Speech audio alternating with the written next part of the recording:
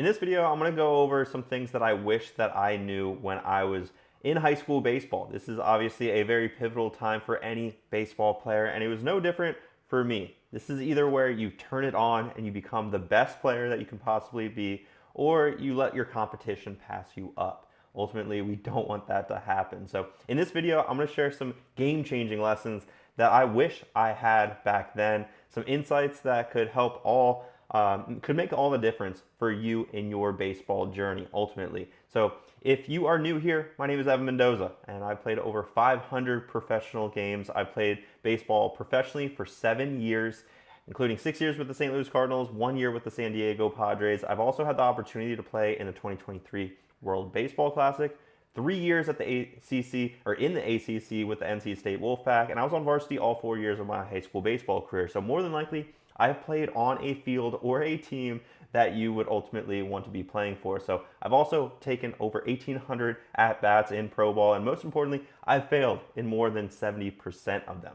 all right? So I'm here to teach you all the lessons that I've learned throughout my entire baseball career. So I've really been on a long journey, and so now let's hit on some of these ultra valuable lessons that I wish I knew when I was in high school baseball. So there are going to be three big ones ultimately. Number one is how we work out. Number two is how we are able to create a routine. And number three is how we are able to ask for help. Because guys, it's very, very important. You have to ask for help. You have to have some guidance. Ultimately, that's what a good coach will help you with. So before we get into these, I want to let you in on my high school baseball journey because it was a fun one. So my high school baseball journey really started at Severna Park High School in Severna Park, Maryland. This is where I quickly fell in love with the game of baseball, and I was seeking new opportunities, obviously, with playing baseball down in Sarasota, Florida, with some warmer weather. So my family and I moved to Sarasota, Florida. We were moving constantly during my middle school years, and ultimately, after my freshman year of high school, we went to the state championship game. We moved down to Sarasota, Florida, went to Sarasota High School. It's very known for the baseball program. So that was definitely a part of the decision. And this transition, honestly, for me was very challenging. I didn't necessarily have a huge friend group. I felt isolated at times. It was just very, very hard, especially in high school. I think you guys all understand that. But I was determined to make the most out of it. Obviously, I was in the right fit, the right program to make sure that I was developing as a baseball player. So at Sarasota, I learned the importance of going above and beyond the standard program that was provided to you at the high school level, right? So you might be at a very, very solid high school baseball program like Sarasota High School that's nationally ranked, usually year after year. It's a powerhouse. We produce so much D1 talent, draft picks, pro players, what have you, right? But it's all about going above and beyond at the end of the day. That's one of the most important things that I learned in high school. It doesn't matter if your program gives you an ounce or a pound or a ton of work. You have to go above and beyond that. The more, the better. So I spent countless hours really after practice working on my skills. I was hitting in the cages and refining my techniques really. So I realized that just doing the minimum wouldn't cut it if I wanted to succeed in this game of baseball, right? So if I only did the program that my high school laid out for me, it wouldn't be enough and I wouldn't be where I'm at today.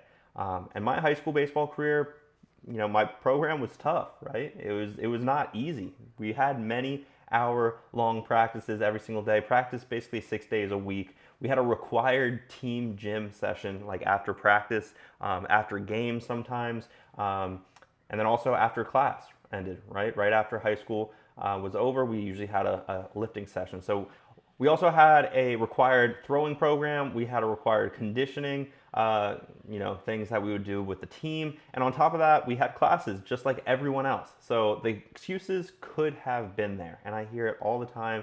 I'm interacting with a ton of you guys in the DMs, and I hear it all the time. I don't have time for this. I don't have time for that. I'm trying to balance this. I'm trying to balance that, right? The excuses for me could have been there, but I didn't let that come into light, right? So it was that extra effort, the additional drills, and the relentless hours, honestly pursuing that improvement that made all the difference in my baseball career. So this mentality set me apart from honestly a lot of my teammates that were already committed, the upperclassmen that I looked up to. I wanted to beat them, right? That inner competition within a team, it's healthy, honestly. You have to be competitive with the other team. You have to be competitive with your teammates, but also you have to be competitive with yourself. So this laid the foundation for my future in baseball because that never goes away. So I really took ownership of my development. And I never looked for that perfect time to ever start a program or start my development. I knew the sooner the better. And honestly, by playing 7 years pro baseball now, I've seen that same characteristic between all those elite baseball players I've been able to play alongside with. So I was able to achieve a successful playing career that extended well beyond high school.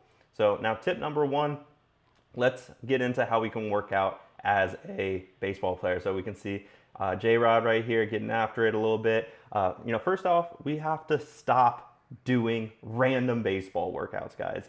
Stop bouncing from program to program. This is not the play. Maybe you see a workout on social media, on TikTok, on Instagram, and it looks shiny, it looks cool. Guys, if you're not on a structured program, you're not gonna see the results that you wanna see. So let's all zoom out just a little bit, right? So don't just think about it day by day or week by week, really. Let's zoom out so we can see the full calendar year. So this is a perfect visual right now that we can see all 12 months right in front of us. So how many games are you playing? If you're a high school baseball player, you should know exactly throughout the entire calendar year how many games you're playing. And then if we're going back to this calendar of 12 months, you should be able to see which months are going to be baseball season, right? Obviously, there's going to be certain months out of the year, maybe for majority of baseball players, maybe like November, December, January, or sometimes the off season, right? Maybe even include October as well. So that is very, very normal for a lot of baseball players throughout professional baseball, college baseball, even high school baseball, right? Usually, I like to say that the Worldwood Bat in Jupiter, Florida concludes the fall ball season, and usually nothing really happens until the high school baseball season starts up in around January or February for most warm weather states. So how many games are you playing? Which months are typically considered the off season, right? So if you can't answer those two questions, you have some serious work to do because you have to understand where you're at to be able to develop. So you need to be able to understand where your skills are, being used throughout the entire year. And really, we need to be developing certain months of those years. So if you play year-round baseball without a break of like 3 or 4 months, I would highly consider changing this, right? And I received this same exact advice when I was in high school, and I didn't really believe it, to be honest with you. I was told you have to set aside 3 or 4 months for your physical development in the gym, and I never really fully understood it until now, right?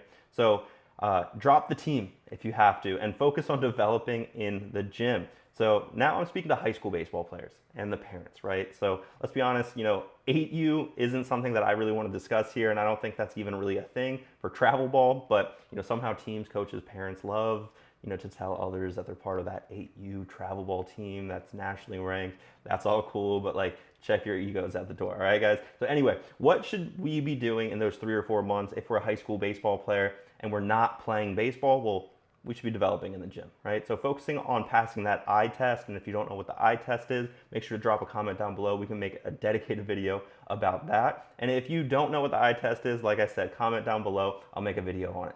Your focus should be getting bigger, stronger, and faster, guys. And it's a fine balance of playing and development, right? So if you focus too heavily on one, you'll lose momentum in the other, right? So to truly develop as a baseball player, it's crucial to focus on physical training during the off season. Take a break from that year round and dedicate 3 or 4 months to the gym. Focus on your strength, speed, overall athleticism. Understanding the balance between playing and developing will set you up for success, guys. So now we know what we should be developing on. So now what do we do in the gym? Let's be honest, that's gonna be a huge question that you guys ask. Well, this is exactly how I help my students inside my Mendoza Baseball Academy out with. So if you're looking for baseball-specific workout programs, check out MendozaBaseballAcademy.com for tailored guidance. Down below, you'll find a link to book a call with me. Check out my website, check out my social media. From there, I'll determine if you're a good fit for my academy. Since not everyone is accepted into my academy, and if you are selected, I will be in touch with you. I work with high school baseball players, so if you're not a rising freshman currently, I'm probably not going to be able to work with you. So now let's get into tip number 2. I wish I knew that when I was in high school, which is how to create a routine. A routine is so important in the game of baseball. So, and more specifically, how to stay consistent with this routine, right? It's very important to stay consistent in anything that you're doing. So building that perfect routine will take a very, very long time. Why? Well, because the perfect routine does not exist. right? Everyone's different and everyone's routine is tailored to them over a long period of time because it fits their needs, okay? So many tasks for you is to, create a routine maybe for you. Could be as simple as doing 10 push-ups a day, right? So that's not that hard if you think about it. Let's just do 10 push-ups and we're done, right? So what makes that hard? Well, doing it for 1,000 days straight, no exceptions. That is what makes that task very hard for you. So even if you're sick, even if you don't feel like it, even if you have games in practice, as Nike just said, just do it, all right? So the age-old question, how do you stay consistent? So what worked for me is to print out a calendar from that current month. So let's say that we're on June, and we would literally just mark off a specific day. I would also use a thumbtack, stick that onto a wall, maybe above my nightstand, and on the thumbtack, I would also attach a Sharpie marker. So all I would do is basically complete the task, and then I would mark an X for that specific day, and then I was good to go. All right, so that's it. That's literally how you stay consistent. Simplicity works for me, and I know the simple works for you and your player as well too. So inside my academy, I teach my students a structured program to follow along. So that way it's easy to ensure that these habits are being created. Ideally, we want to become a great baseball player, right? That would be great, but it takes habits to get there. And it's the foundations that makes, college players and pro players, those are the difference makers, is how well you are with your habits. So habits like, brushing our teeth, right? Well, things like that as a kid, we sometimes never wanted to do. Maybe we're eating some popcorn at the end of the night, we're watching a movie, and our parents tell us to go brush our teeth, right? So they made us do that, and we receive that external reinforcement to create these internal habits. I'm really proud of my parents for instilling great habits into me, because not only with the hygiene, right, but also within the game and within my work ethic. So some people believe that the work ethic is not taught. This is where I like to challenge that idea, to be completely honest with you guys. I saw my dad work every single day in construction growing up, and still to this day, he works nights renovating Publixes in Florida. So seeing that firsthand made me realize that I am the way that I am. And how far I've been able to go in this game because of my work ethic that he instilled into me. So I think we can all agree it's all about who you surround yourself with. Ultimately, your net worth is your net work is your net worth, right? And that can be included into the game of baseball as well. So why would you ever want to learn from a coach who barely even played any pro ball or even some college baseball? So, or maybe doesn't even create that excitement for his players. So inside my academy, I give you my students a confidence boost with access to pro resources like the College Commitment Blueprint, which is an incredible resource that I wish I had, which is one of the 3 courses inside my academy. And I also provide resources like workout programs, sprinting programs, mobility modules, college commitment resources, email templates, outreach strategies, classroom sessions, group calls, the community, as well as that one-on-one guidance to make sure that everything is fit for you. All right. At the end of the day, I hated this cookie cutter approach as a kid, and my academy is far from that. So consistency is key in building a strong routine. Start small, like doing 10 push-ups a day, guys, and commit to that every single day, no matter what.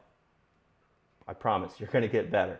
Use simple tools like that calendar to track your progress and create these lasting habits. So inside my academy, I help students establish easy to follow, structured programs that ensures these habits stick, propelling you towards your baseball goals. So if you're interested, head over to MendozBaseballAcademy.com to learn more. So now let's hit on that third and last tip in this video, how to ask for help. This is an ultra important one. So now this is something that to be honest with you guys, I'm gonna be real with you, I struggled with throughout my playing career because I didn't really know how to ask for help until possibly later in my playing career. So having a coach or a mentor can make all the difference in the world. And it showed really. My freshman year high school coach when I was in Maryland, he instilled all the confidence in me in the world. So he quite literally allowed me to spread my wings as a player. And now that's where it gets tricky, honestly, because what is that worth to you? If someone gives you that confidence to be able to play the game for a 7-year pro career, 3 years in college, that's 10 years past high school, what is that worth to you? How much do you value that? I can't put a dollar amount on that relationship with that coach. Absolutely not. So he is another individual who showed me how to work hard. Ultimately, like my dad did, but He is the main reason I had so much confidence into myself when I was playing out there, because he allowed me to be a baller, right? Great show, by the way, Ballers on HBO. And I 100% believe I would not have played 7 years of pro baseball if it wasn't for him. So I wouldn't have been able to play D1 baseball or even hit 370 on my first ever pro team. So you might be a high school baseball player who doesn't know how to ask for help, and that's okay. I was in your shoes too. I was the same exact way. All I knew truly was how to work hard. That's like the only thing that I knew how to do. So I wish I had a little bit more guidance, basically telling me where to go next, giving me that path, especially later in my high school baseball career. So when my freshman year high school coach wasn't around, when I was at Sarasota High School, I would ask the coach for the keys to the cage. And you know what? I would work in the cage for more than a few hours after classes and after our lift was over. And he would have to come snatch the keys. He would actually lock up, and I would actually jump over the fence because I wanted to stay longer than what he was staying. So, but looking back at it, truly, I was by myself. It was a very lonely process in the cage, working out, sweating. I knew I didn't need a coach watching me every single swing or every single throw, right? That's not what I wanted, because even at that stage in my career, in high school, I knew I didn't need a personal trainer or an instructor, to be honest with you. I just needed more guidance on how to go about it, how to be a professional, how to talk the game, how to go about this recruitment process coming up, how to be a better teammate. These are bigger concepts that mean so much more. How to grow in the game of baseball, how to take time off. Obviously, if you're a workhorse, you don't understand that you do need to take time off just to be in a better mindset, maybe moving forward. How to prepare. And ultimately, the most valuable thing I wish I had was to learn how to become a pro. That's the biggest thing, guys. And that was and always has been the goal for me. I've always wanted to be a pro baseball player ever since I was 4 years old and I started playing this game. I always dreamt of those bright lights, playing on the big stage, and I've been able to do that. So I was blindly going through this climb with no guidance, especially in high school. I was looking for that helping hand, but guess what, guys? I never found it. So if you need personalized guidance, guys, don't be afraid to seek that guidance from mentors and coaches, right? Their support can boost your confidence and provide value into the game of baseball. So whether it's advice on the recruitment process or becoming a better teammate, asking for help is crucial. So if you need that personalized guidance, reach out to MendozaBaseballAcademy.com and we can navigate your baseball journey together. We can go over your specific baseball situation to see if I can 100% help you out. There is a requirement. You must be a serious high school baseball player to qualify for my academy. No 8th graders are being admitted into my academy right now. Only rising freshmen are being enrolled. So if you're not a rising freshman or older, I also do work with JUCO players and international. I just joined enrolled a student from Mexico, and then earlier this month, a student from Japan, which is very exciting for Mendoza Baseball Academy. So once you learn how to work out, how to create a routine, and how to ask for help, you will be in a much better position to grow and develop into the player of your dreams. Their support can boost your confidence and provide value, insights into the game.